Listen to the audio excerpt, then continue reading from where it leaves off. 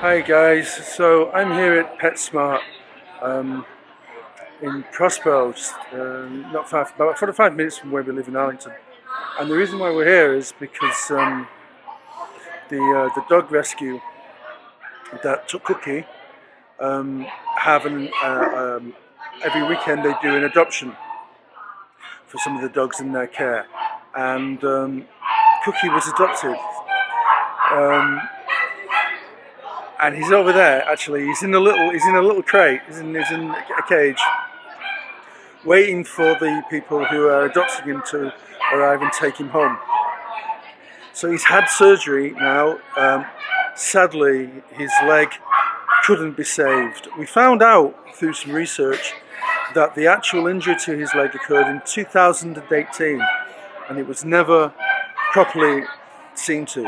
So that's the reason why his leg was the way that it was, which is pretty disgraceful, to be quite honest with you. We were told by a vet that a specialist could probably fix it, but on close inspection, the specialist said that there's nothing they can do for it now. It's been too long. So unfortunately, he's had to have that leg amputated. But he's looking great. We're going to see him in a minute. He's looking great. He's not in the best of moods at the moment.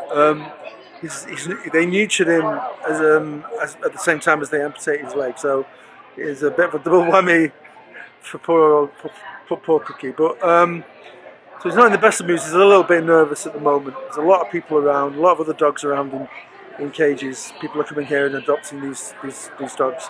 It's great, but he's in really good hands. He's looking really, really good. He knew me right away. I really wanted to take him home, but what can you do? But we'll go and have a look at him now. So, how long have you been doing this? Well, POOCHSAVERS has been around since September of 2019. But Lisa and I have been in rescue, fostering and whatnot for other rescues since, it's been about 12 years now. Right. So what prompted you to start? We basically operated as our own rescue, just under somebody else's 501 designation. Right. And so it really wasn't a far stretch to do it ourselves. Okay. And so we just did it. So we hung out our own shingle. How did they find their way to you? Many ways. We work with shelters throughout Texas and handle their overflow. Some of their overflow includes dogs that would not be considered adoptable to the general public, dogs with injuries that need medical attention. Such as little Cookie here. Exactly like this. Dogs that have behavioral issues. Right. And so what they do is they search out rescues to take the dogs, and by contract we have to then get them fixed, so to speak, Right. so that then we can then assess them and then attempt to find a forever home. Okay. And what about the dogs that are difficult to house? As far as do they stick around? Or? Yeah, I mean they stick around with us until forever, if need be. And that's great. It's never been a problem. We always get them adopted, regardless of behavioral or medical issues. Right. Yeah, there's always somebody. So it's a real sanctuary. It's a real sanctuary for them then. Yeah, right. Very much so. But, you do this regularly, I believe. The adoption. Adoptions are every Saturday and Sunday from 1 to 5 for the last 12 years. Fantastic. Yeah. And you get a good response with people adopting, and Yes. I know you do a pre-check. Everybody's pre-checked before you allow them out. Yeah. And, A lot of people want to adopt same day. Right. We're not a shelter. Right. So rescues typically don't do same day adoptions. Right. So we have about a 7 or 8 page application online that you have to fill out, and you have to be approved. And we great. actually turn down more than we approve. That's good. And it's not because people are bad necessarily, it just may not fit into what we feel is the right home for the dog. Right. And so we feel like a lot of these dogs, came from what they thought were going to be good homes, and then for different reasons, there's always circumstances. Yeah. They end up in our care. This was our first experience of this type of kind of rescue situation, because we believed that we'd reunited him with his family, who'd been looking for him for 7 months, and were shocked when we found out just a few weeks later, they were offering him up for adoption again with the kind of injuries that he'd had. I'd taken him to the vet and had him checked, and I'd had medication. He had medication for his ears, and he had a urinary infection. Yeah. And you know, they were overjoyed to when we met with them, and then suddenly we're finding out that he's been put up for adoption again, and it was I was shocked by that, really. Yeah. But I imagine that, you know, this is the sort of thing that you're dealing with, isn't it? We see it all the time. We've had people, not often, but surrender an elderly dog, and then say, if you get a young beagle, for example, you know, let us know. So basically, they just want a younger dog. Wow. So they're willing to give up what we consider a family member. I can't understand the mentality. I can't I know it. fathom it. It's an alien to me. That it is for us too. You're absolutely right. They are family, and they are.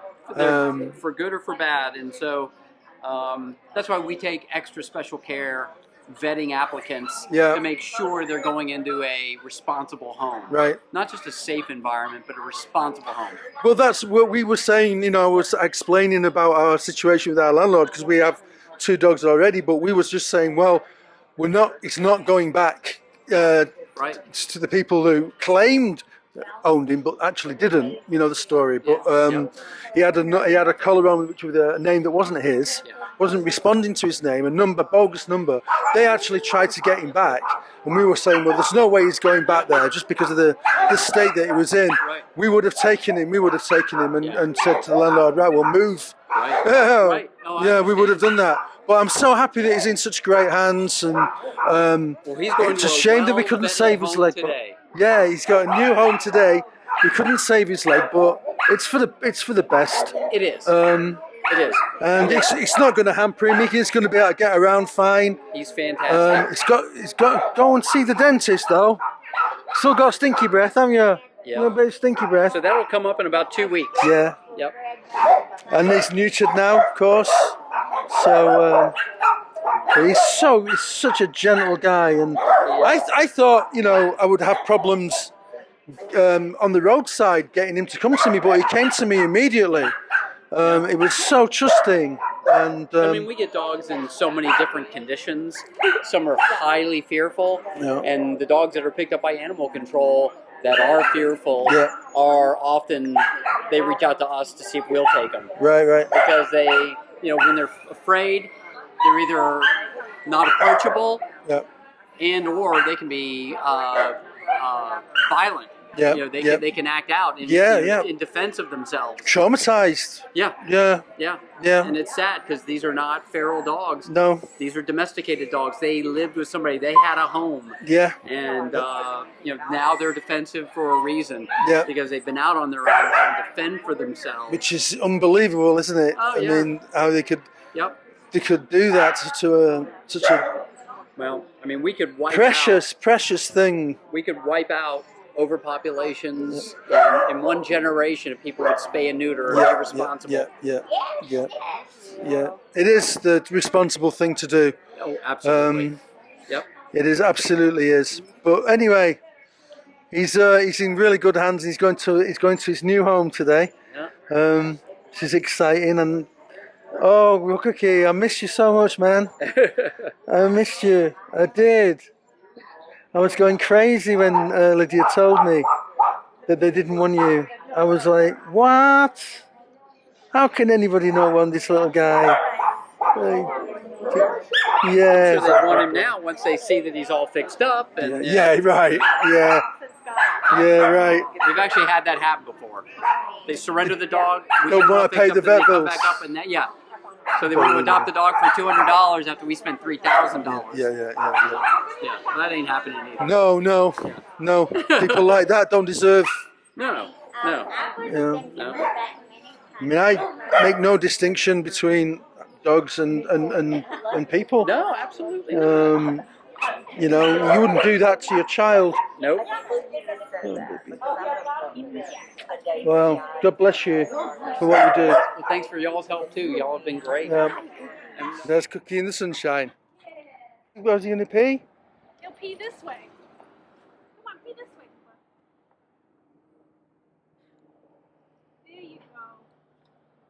Oh, there we go.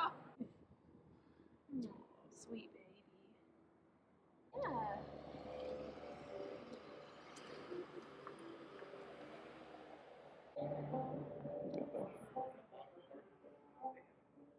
Oh, he's a cookie. Yeah, I know. You want to get to that doggy really bad.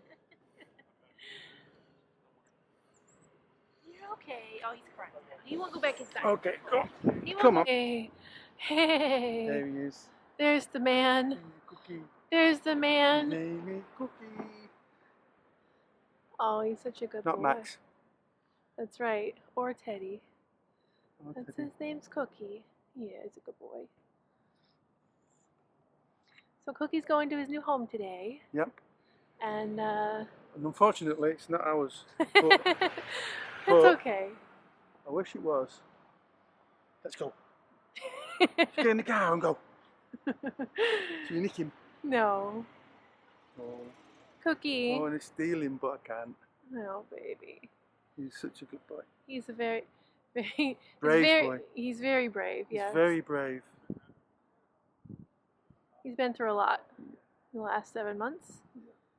Been through a whole lot. Oh. So there we are.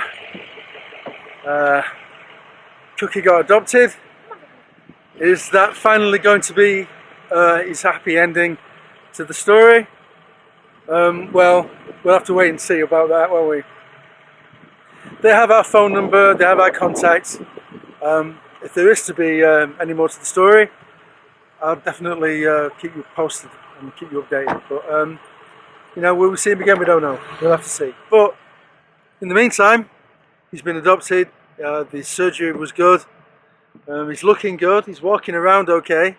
Still, as you, still learning how to pee with 3 legs, but I'm sure he'll get there in the end. I wanted to steal him and put him in my bag and run off with him, but you know, it's probably not a good idea. Yeah, probably not good. Probably not a good idea.